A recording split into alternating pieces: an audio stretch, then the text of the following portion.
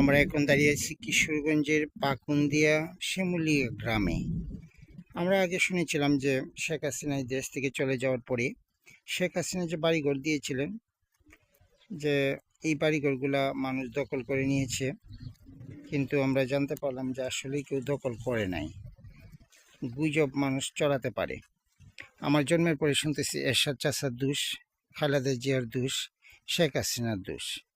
আর আমরা যে কেউ ফজরের নামাজে এই এসি মসজিদ দোতলা ভরে যায় আর ফজরের সময় কোনো মানুষ হয় না, এইটা আমাদের কোনো ধ্যান খেয়াল নাই।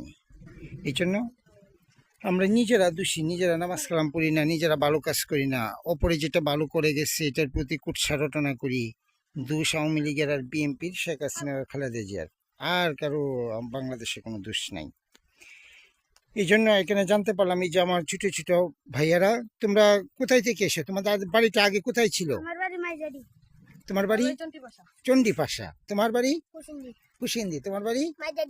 আচ্ছা, তোমাদের বাড়ি আগে ছিল ওইখানে।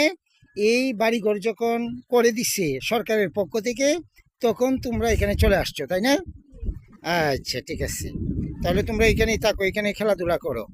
যাক, আমরা জানতে পারলাম যে এইখানে যে বাড়িঘর, এরা কারো উচ্ছেদ করা হয় নাই, সবাই এখানে ঠিক ঠিকভাবে আছে। অনার্থক সারা বাংলাদেশে গুজব ছড়ায় দরকার আছে? একজন চলে গেছে, হ্যাঁ, আরো যারা আছে তারা দেশের উন্নত করবে, না পারলে আবার ক্ষমতা অন্যজনকে দিয়ে দেবে, এরকমই তো হবে। আল্লাহ তাআলা যাকে পছন্দ করবে তাদেরকে ক্ষমতা দেবে। আমরা এখন দেখতে পাচ্ছি শেখ হাসিনা যে বাড়িঘর দিয়েছিল, ভরপুর মানুষ এখানে আছে, কেউ উচ্ছেদ করে নাই। কি বলো, কেউ উচ্ছেদ করেছে? হ্যাঁ, এটা সারা বাংলাদেশে একটা গুজব ছড়িয়েছিল এক সময়।